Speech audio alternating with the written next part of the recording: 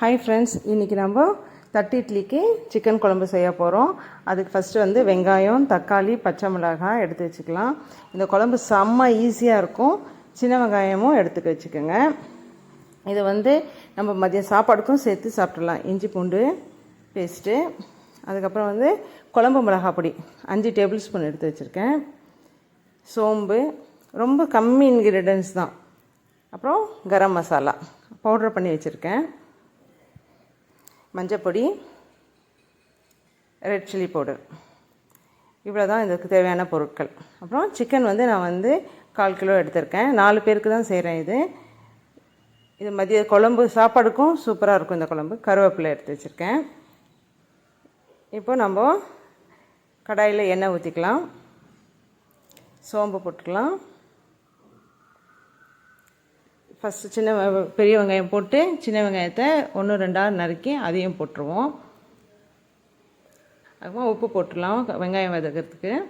வெங்காயம் நல்லா brownish colour ஆன உடனே இப்போ நம்ம இஞ்சி பூண்டு பேஸ்ட் போட்டுருவோம்.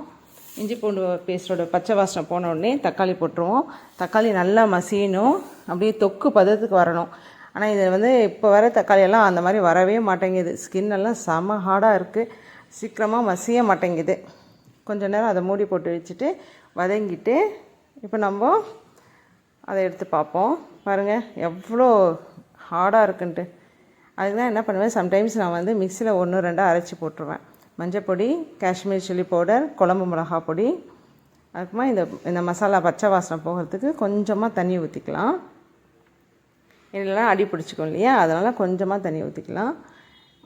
நல்லா கிளறிட்டு அதோட ஸ்மெல் கொஞ்சம் போகணும். குழம்பு மிளகா பொடியோட ஸ்மெல் போகணும். உடனே நம்ம சிக்கனை போட்டுப்போம். சிக்கனை போட்டு சிக்கன்லேயும் தண்ணி விடும் இல்லையா, அதனால் இப்போ தண்ணி போட வேண்டாம்.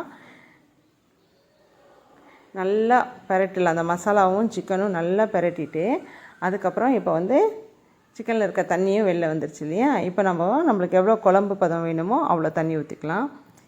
இது வந்து நல்லா தண்ணி ஊற்றி நல்லா கொதிக்க விடும்போது நல்லா திக்காக வந்துடுங்க. ஏன்னா நம்ம குழம்பு மிளகா பொடி வந்து 5 டேபிள் ஸ்பூன் போட்டிருக்கோம் இல்லையா. இன்க்ரீடியன்ஸும் ரொம்ப கம்மி தான்.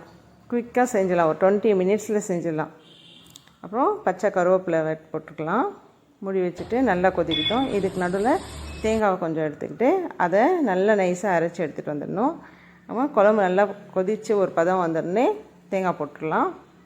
தேங்காய் போட்டு நல்லா கொதித்து வரட்டும். தேங்காய் போட்டோன்னே நிறைய கொதிக்க விடக்கூடாதுப்பா.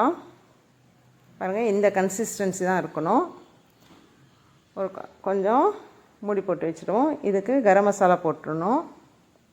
லாஸ்ட்டில் போட்டோன்னா தான் நம்மளுக்கு அந்த ஃப்ளேவர் கிடைக்கும், நல்லாயிருக்கும், ஸ்மெல்லாக இருக்கும். அப்படியே பக்கத்து வீட்டில் கேட்பாங்க இன்றைக்கி என்ன சிக்கன் குழம்பா அப்படின்ட்டு, அந்த அளவுக்கு ஸ்மெல் கிடைக்கும்.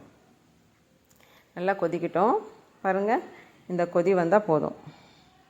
பாருங்கள், அந்த குழம்போட கன்சிஸ்டன்சி பாருங்கள், எம்மியாக இருக்குல்ல பார்க்கும்போதே. பாருங்கள் எவ்வளோ சிம்பிளாக முடிஞ்சிச்சு. இதை வந்து ஒரு வாட்டி நீங்களும் வீட்டில் ட்ரை பண்ணுங்கள். நம்ம சேனலை வந்து சப்ஸ்கிரைப் பண்ணுங்கள், எல்லாருக்கும் ஷேர் பண்ணுங்கள். இவ்வளோ ஈஸி ரெசிபியை வந்து சின்ன பசங்களுக்கும் வந்து நம்ம வீட்டில் இருக்கவங்களும் கண்டிப்பாக ட்ரை பண்ணுவாங்க. நான் இன்றைக்கி இது தட்டு இட்லி கூட தான் சர்வ் பண்ணுறேன். பாருங்கள், தட்டு இட்லி கூட எவ்வளோ சூப்பராக இருக்குன்ட்டு. இந்த சிக்கன் குழம்பை எல்லோரும் வீட்லேயும் ட்ரை பண்ணுங்கள். ட்ரை பண்ணிவிட்டு எனக்கு கமெண்ட் பண்ணுங்கள். தேங்க்ஸ் ஃபார் வாட்சிங். வாங்க சாப்பிட்லாம்.